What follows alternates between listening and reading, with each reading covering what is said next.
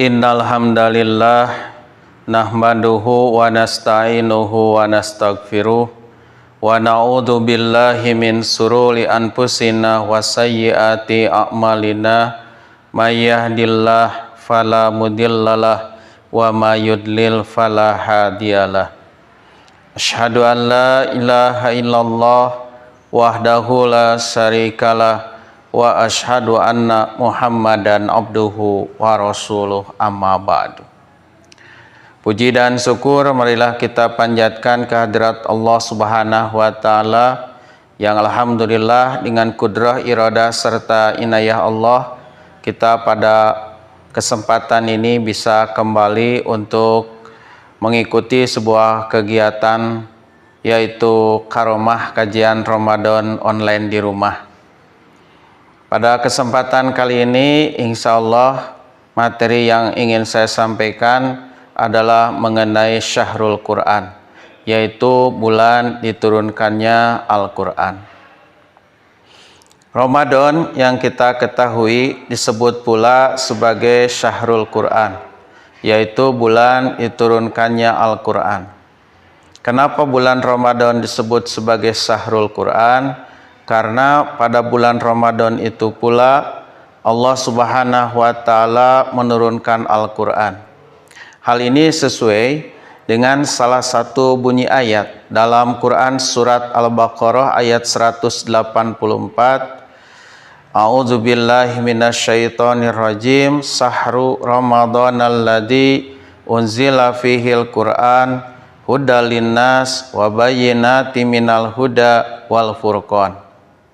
Syahrul Ramadan, pada bulan Ramadan, unzila fihil Quran, diturunkannya Al-Quran, hudalin nas, yang menjadi petunjuk bagi manusia, wa bayyinatin minal huda, penjelas dari petunjuk, wal furqan, dan pemisah antara yang hak dengan yang batil. Oleh karena itu, pada bulan Ramadan ini adalah momentum yang sangat penting, khususnya kita sebagai kaum muslimin untuk menggemarkan membaca Al-Quran. Bahkan kalau bisa bukan hanya membaca, juga kita membaca terjemahnya, menelaah dan mengkaji tafsirnya, sehingga Al-Quran ini benar-benar sesuai dengan ayat tadi, yaitu berfungsi sebagai hudalinas, petunjuk bagi manusia. Bahkan di dalam sebuah hadis Rasulullah SAW menjelaskan kepada kita sekalian, Iqra'ul Quran, bacalah oleh kalian Al-Quran, fa innahu ya'ti yaumal kiamat, karena sesungguhnya dia akan datang pada hari kiamat, safi'an li ashabihi, menjadi syafaat bagi orang yang membacanya. Bahkan di hadis yang lain Rasulullah SAW beliau pun memberikan sebuah keutamaan atau motivasi kepada kita sekalian. Man qara'a harfan min kitabillah, siapa orang yang membaca satu huruf dari kitab Allah, yaitu membaca Al-Quran, satu huruf saja, falahu hasanatun, maka itu untuknya akan mendapatkan satu kebaikan. Wal hasanat, dan satu kebaikan itu berapa pahala yang akan didapat atau balasannya? Bi asri amsaliha, oleh Allah akan dilipat gandakan menjadi 10 kali lipat. Jadi kalau kita membaca Al-Quran ini, maka balasannya bi asri amsaliha, 10 kali lipat. Oleh karena itu jangan hanya kita terfokus ingin hatam Al-Quran saja, tapi bagaimana kemudian kita mampu untuk mendalami isinya, membaca dengan bacaan yang tartil, warotilil Qur'ana tartila, kemudian membaca terjemahnya, maksud ayat tersebut, bahkan kemudian kita kaji tafsirnya, sehingga benar-benar Al-Quran ini menjadi petunjuk bagi kita. Nah, kemudian kita diingatkan bahwa Al-Quran ini kalau kita menjadi seorang yang muttaqin, orang yang bertakwa, maka di antara salah satu petunjuk yang sangat hebat, utama, supaya kita selamat di dunia sampai di akhirat. Hendaklah kita menjadikan Al-Quran ini sebagai pedoman hidup. Dalam Quran surat Al-Baqarah Allah mengingatkan, dalikal kitabu la raiba fihi hudal lil muttaqin. Dalikal kitabu, itu kitab Al-Quran, la raiba fihi, yang tidak ada keraguan padanya, hudan, menjadi petunjuk, lil muttaqin, bagi orang-orang yang bertakwa. Bahkan kalau kita melihat struktur bahasa Arabnya saja, di kalimat itu Allah menggunakan la raiba. Lamnya itu disebut harap la nafiyatul jinsi, masuk ke dalam isim. Maka la raiba itu artinya bukan hanya tidak diragukan, tapi tidak akan pernah ada keraguan padanya. Dalikal kitabu la raiba fihi, itu kitab Al-Quran yang tidak akan pernah ada keraguan padanya, hudan lil muttaqin, menjadi petunjuk bagi orang-orang yang bertakwa. Nah, oleh karena itu, maka di bulan Ramadan ini, ikhwatul iman, kita harus menggemarkan, membiasakan, dan menjadikan Al-Quran ini sebagai bacaan kita sehari-hari. Jangan sampai kita termasuk kelompok yang dikategorikan oleh Nabi, yaitu kelompok al-ghuraba, yaitu orang-orang yang aneh, yang asing. Al-ghuraba'u fid dunya arba'atun. Orang yang aneh, asing di alam dunia ini ada 4 macam.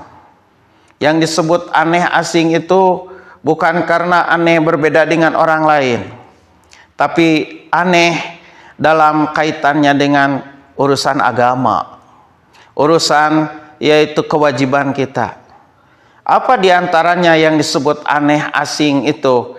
Yang pertama adalah Al-Qur'anu fi jawfidz zalimi, yaitu Al-Quran ada pada tangan-tangan orang dolim. Nah, ini tentu asing, aneh. Sebab seharusnya Al-Quran itu ada pada tangan kita. Sebab kita sebagai orang muslim wajib dan harus memiliki Al-Quran. Harus kita baca, kita tadabur isinya, kemudian kita amalkan dalam kehidupan kita sehari-hari. Sementara kalau kemudian Al-Quran ada pada tangan orang dolim, maka Al-Quran itu akan dijadikan senjata untuk menghancurkan Islam dari dalam, mencari kesalahan-kesalahannya, kemudian berusaha bagaimana Islam itu kemudian menjadi hancur. Tidak sedikit orang yang berusaha kemudian menjauhkan Al-Quran tersebut dari orang yang membacanya. Maka orang-orang kafir itu berupaya bagaimana supaya umat Islam jauh dari tuntutan hidup yang sebenarnya. Salah satunya adalah menjauhkan umat Islam dari ajaran Islam, yaitu dari Al-Quran. Oleh karena itu Al-Quran ini harus kita baca, harus kita telaah, harus kita tadabur, dan kita amalkan dalam kehidupan kita sehari-hari. Jangan sampai Al-Quran ada pada tangan orang dolim, yang kemudian oleh orang dolim dijadikan senjata untuk menghancurkan Islam dari dalam. Atau umpamanya ada pada tangan-tangan orang-orang yang tidak bertanggung jawab, maka tentu Al-Quran ini juga akan disalahgunakan.